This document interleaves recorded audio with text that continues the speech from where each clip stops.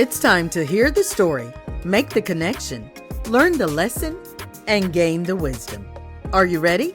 Let's get charged and be changed. The Sister Speak Brother Break Show. Conversations on grace, healing, and deliverance. This is Marcy Bush. Come on, let's journey together. Hello, and thank you for joining us for the Sister Speak Brother Break Show.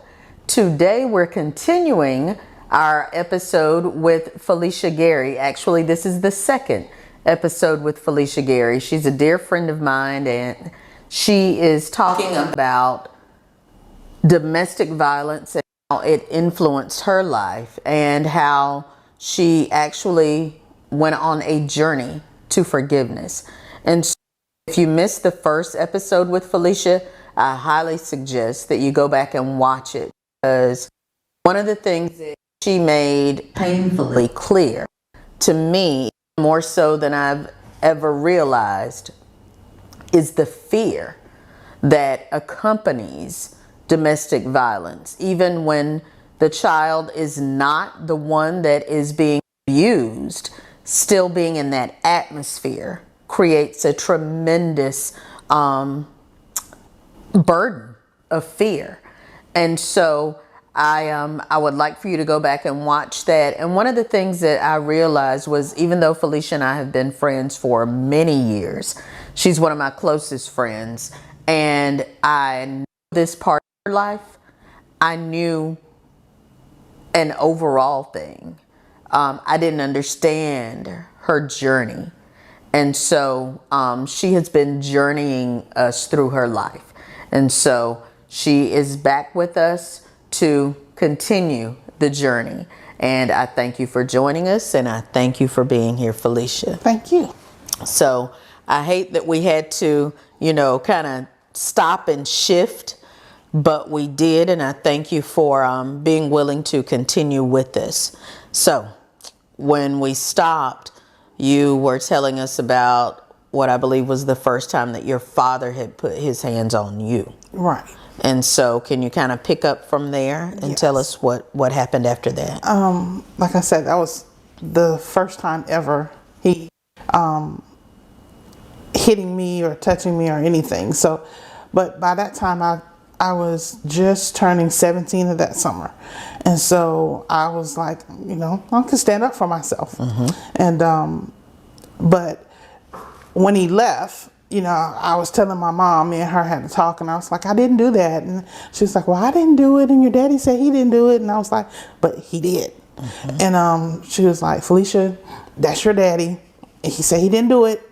It's only 3 of us in the house. And I was like, so kind of feeling like, you're taking out for him? Mm-hmm. You know what I'm saying? So it was that kind of feeling. Mm-hmm. But that feeling hurt me. Right. And so later on that night, I proceeded to write my mom a note, because I knew that my mom was not the type of parent that you can just sit down and say, let me tell you, this is what it is. Right. So I knew the only way that I was going to be able to express my feelings was put it in a letter. Mm-hmm.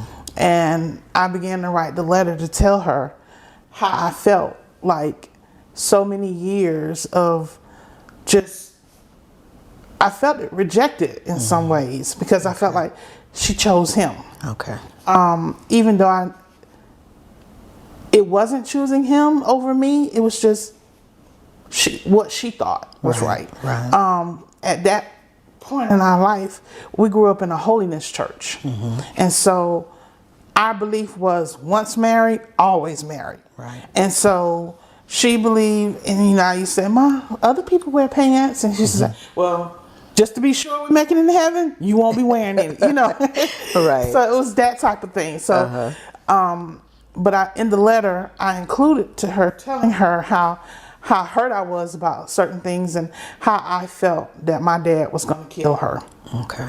And I started to put down what I felt was going to happen. And I was telling her, I believe he's going to stab you to death, and it's not going to be good, and we're going to leave me and Darrell here. And, it was bad, And so I put the letter inside where I knew she was going to go, the Bible. Okay.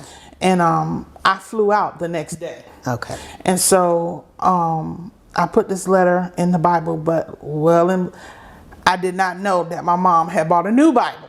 Gotcha. And so I put the letter in the Bible and put it under the coffee table. Okay. Well, she had a new Bible in the bedroom, and I did not know that. So she never got a chance to read the letter. Okay. However, once, well, let me go back. After it was my graduation, and I was getting ready to graduate from high school, and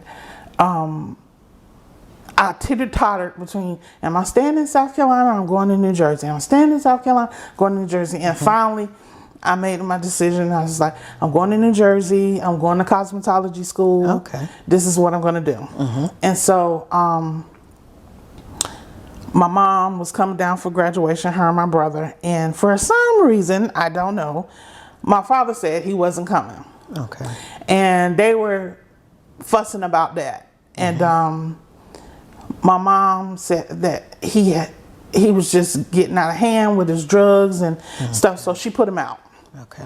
And my mom, like I said in the previous thing, she was the cook. And so she did a lot of cooking for the church, and they were going to sell some dinner plates, and she was cooking. And she had put my dad out, and he wanted to come back to talk to her. And she really didn't feel like it. One of them days, I'm cooking, I don't feel like all that mess. Right. But because he forced himself on in the house. And my brother was in the kitchen playing on the floor. At that time, my brother was 2.5. 2.5. Yeah. Okay. And so he was in the kitchen playing on the floor, and my dad came in and started an argument about my mom, saying one of the arguments was that she didn't need to come south. That's what he said. You don't need to go south. And she was like, it's our daughter graduation. Right. You know, I'm going. If you're not going, that's what you know.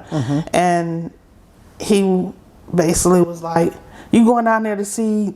In his mind, he concocted up this whole thing. She was coming down to see a childhood crush and all this stuff. And she was like, you're not going to stop me. And he got so enraged that he just grabbed the knife off the counter and he stabbed my mom 17 times. And my brother was there to see it. And afterwards, he just picked my brother up, took him to the park, and let my brother play for about 2 hours. And then it was time because my mom stayed right next to the church. So by then, and he took my brother to the church and gave him to his godmother. And my brother went into the church and he sat down. But usually he would sit and not have a problem. But this particular time, she said he was antsy. He kept pulling on her and everything. So she took him downstairs and was like, Darrell, what is wrong with you? What is wrong with you? And she said he started crying and said, my mama. And so she was like, what's wrong with your mama? He just kept saying, my mama. So she got another lady at church. Can you watch him? I want to run next door to Sister Gloria's house. And so she came up the steps, and on the way up the steps, another friend of my mom's was there, and she was like, Sister Betty, you'll go with me to Sister Gloria's. I think something might be wrong. And she was like, sure. And on the way up, they got to the top, and a guy was there, and his name was Brother Johnny. Well, the back story on Brother Johnny was my mom and Brother Johnny used to date before they became saved. Okay. And so they said to him, Brother Johnny, we think something wrong with Sister Gloria. And he was like, oh, I'm going. And so they walked out the church and was headed to my mom's house, and my dad was sitting at the bottom at the stoop. And they said that Sister Betty said, D, is there something wrong with Sister Gloria? And he turned and looked at her and said, I think I killed her this time. And they said Brother Johnny just took off running. And when they got in, Sister Betty said that it was like a bloodbath in there. And they found my mom on the floor, and it was basically nothing else that they could do. And I just remember getting that call here. I was here and I was getting ready to go out, and I got that call, and I remember I was in the kitchen cooking my grandparents some hamburgers, and I got the call, and it was like, "Is Felicia Mosley there?" And I was like, "This is she." And it was like, "This is East Orange Police Department." And I'm like, "Okay." And it was like, "Your mom had your name down as her emergency contact." Still, I'm not putting it together. And I was like, "Okay." And it was like, "Your mom has been stabbed and she didn't make it." And all of a sudden it felt like everything just went deaf. Right. And like I couldn't hear anything. And I think I was screaming, but I'm not even clearly sure. But at some point I had to pull myself together because I had to tell my grandparents. And so I remember them saying that, was it anybody else that they could contact in New Jersey? And I remember giving them my Aunt Lois' phone number. And so they said that they would contact her and that somebody else would be contacting me. So I hung up the phone, and I remember walking in the den, and my grandma looked at me and she said, "What's wrong? What's wrong?" And my granddad said, he used to call me Rita. And he said, "Rita, what's wrong with you?" And I just remember breaking down and saying, "Mama's dead. Mama dead." And they was like, What? And from that moment, my grandfather did not speak for, I think, about 4 months. He did not speak. After that moment, I remember him saying, What? Lord.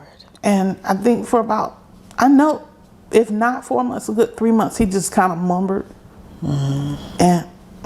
But speaking and talking, he did not do. Wow. And my grandma was just like in a trance. And I remember her saying, Lord, I knew that man was going to kill her one day. Lord. And I'm still saying, but at that moment, right at that moment, something switched off of me and said, "Get it together, because you got to hold it for them." So that was the end of my mourning process. Because then I'm like, my grandparents need me. Cooking on.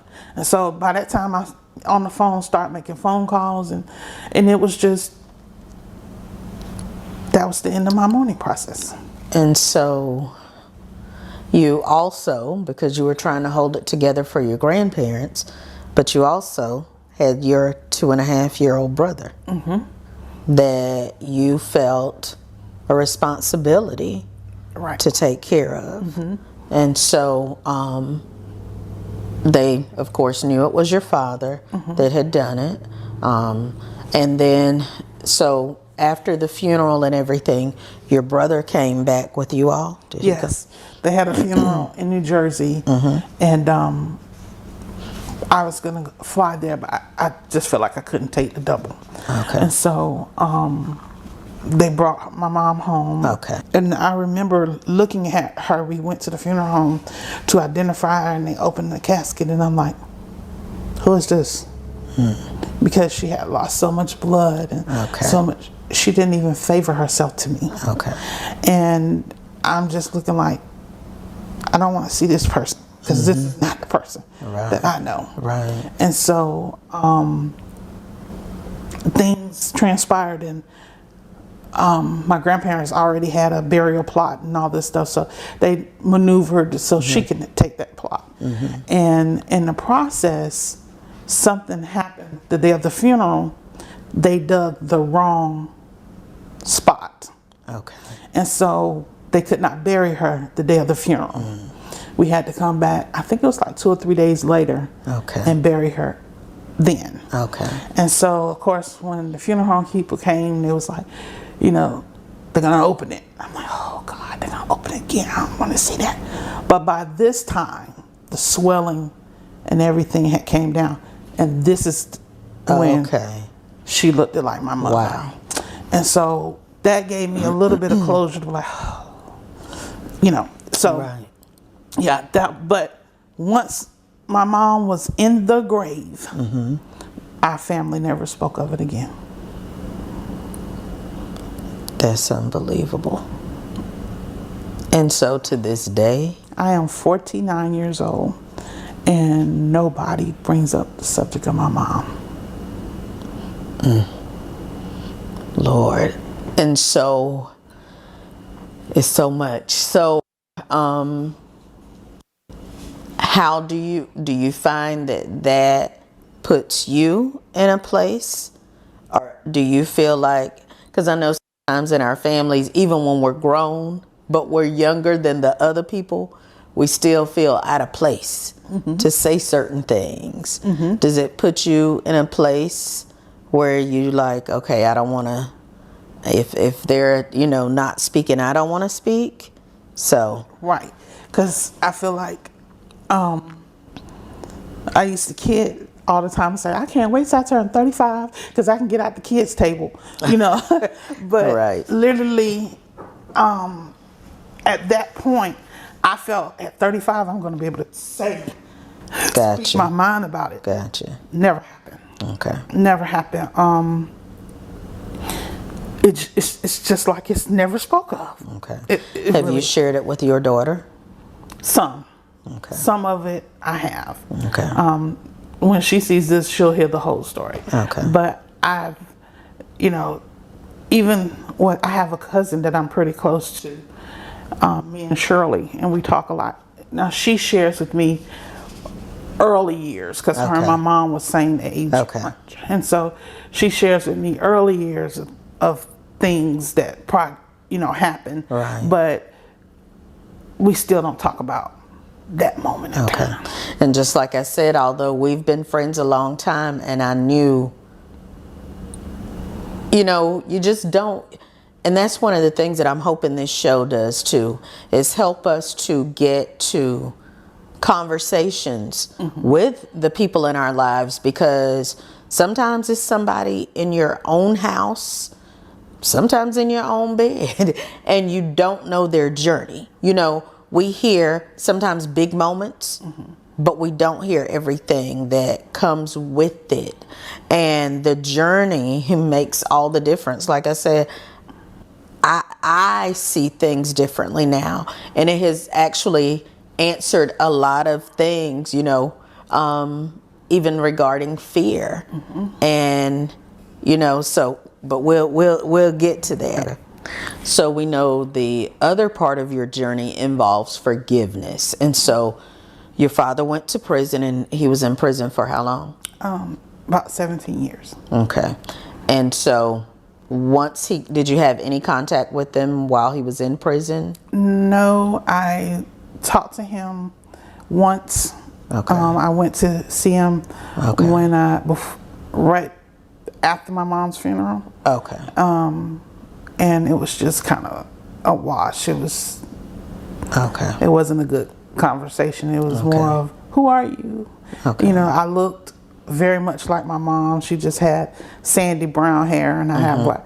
But he began the game of, Gloria, what are you doing here? Really? And of course that made me angry. And so I was like, you don't play. Right. You know what you did. And Right. then he seen my grandma. He was like, Miss B, because that's what he called her. Miss B, what you doing here? Okay. And so, and then the real D came out. I was like, where's the real? Okay. Once he seen I wasn't playing into his Gotcha. madness, he was like, where's Darrell? And why didn't you bring him? And I was like, you won't probably ever see him again. Gotcha. But, that was the last time that I talked with him. Okay.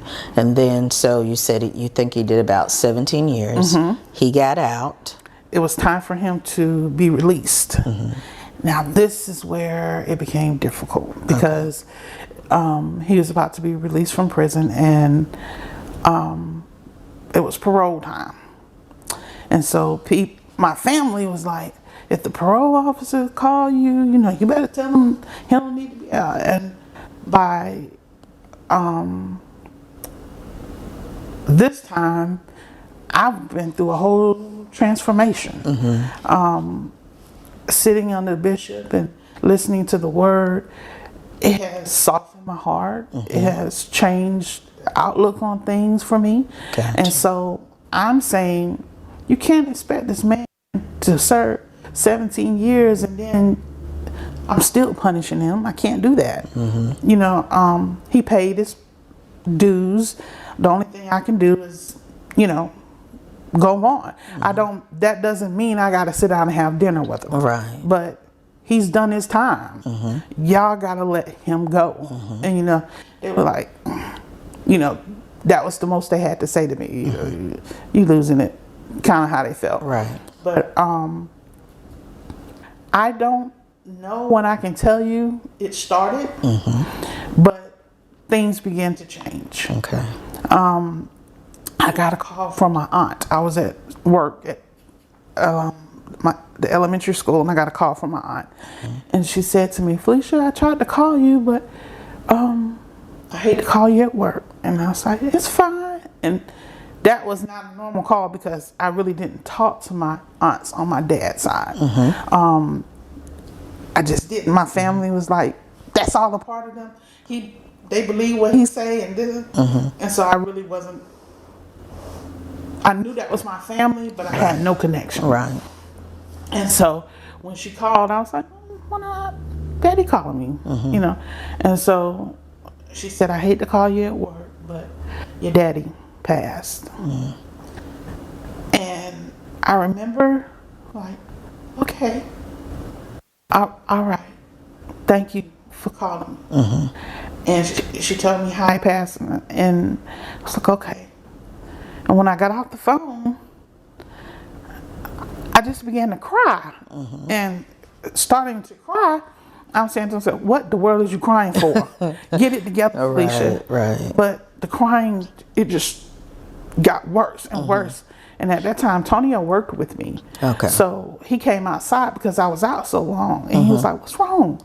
And I told him.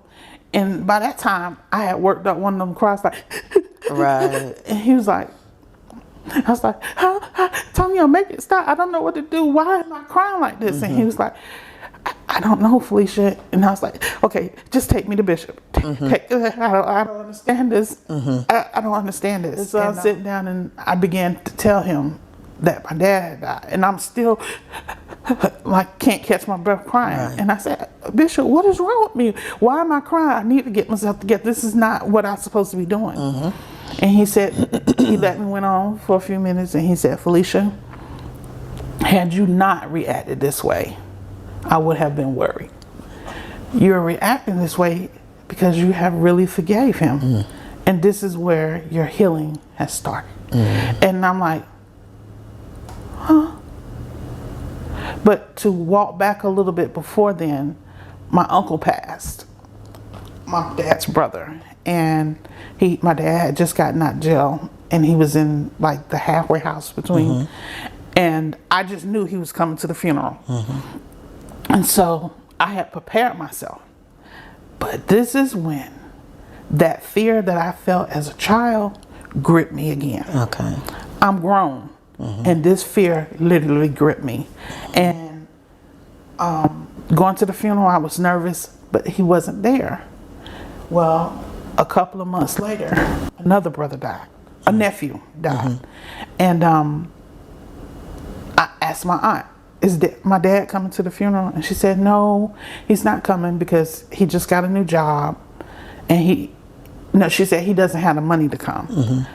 And before I knew it, the word spewed out my mouth was, well, how much is it?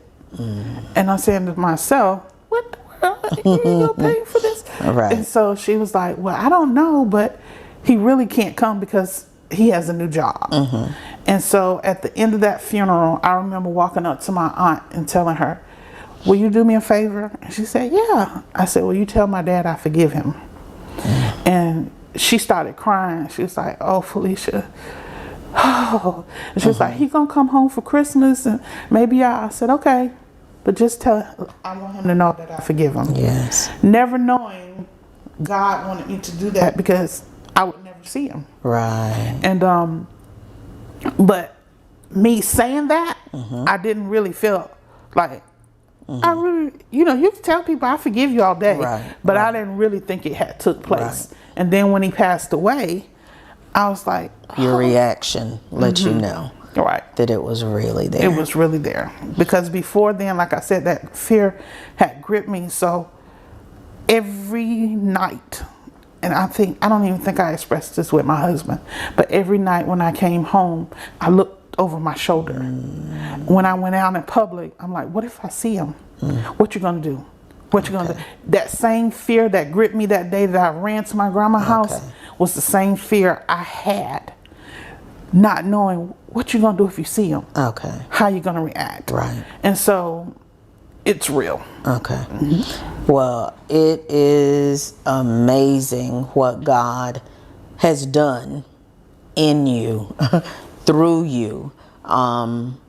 There's so much more that I know you could share, and like I said, I know we're gonna have you back at some point.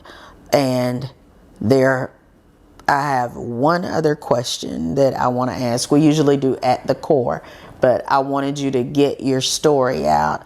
But there's one question that I do want to ask you, and that is, what word or phrase comes to mind when you hear the word forgiveness?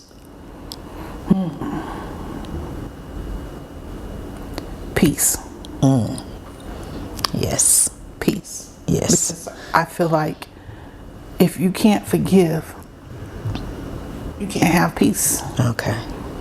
That's good. It torments you. Yes. And you're not forgiving for the other person. You're forgiving for yourself. Yes. Well, that is a great note to end on.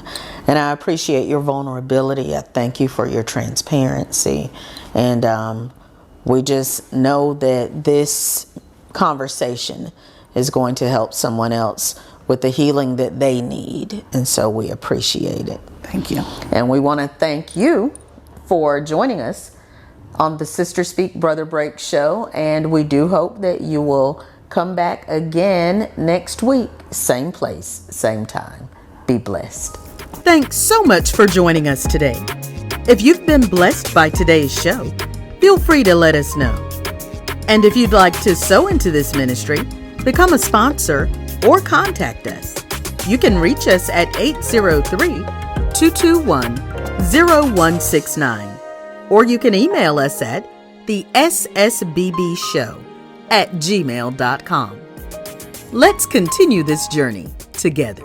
And it turned out that it tested positive for cancer, so they knew that everything else they were seeing was cancerous, so they just closed it back up. And I just won't forget sitting in the waiting room thinking this is going to be an all-day surgery. And so that was when he said it was stage 4. So the doctor called me in and